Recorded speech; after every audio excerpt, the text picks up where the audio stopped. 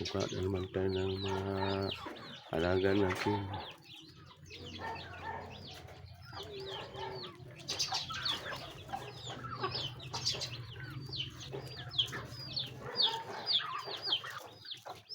Sa April 18 guys, 1 year na.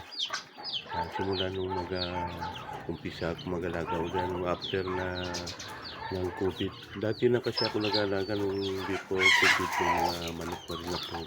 Kaya lang nasama sa mga virus bago magka-COVID. Nagkaroon muna ng mga virus yung mga manok. Ubus. Kaya tumigil ako nung pandemic na.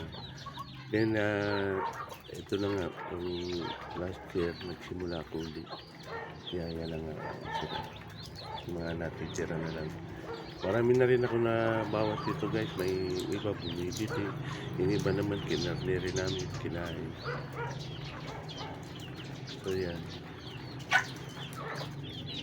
Madali lang alagaan ko guys kasi parawakan yung mga native.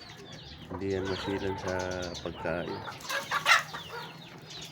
Kahit na bitawan mo lang talaga kung saan naghahanap sila ng mga kain nila sa mga gubat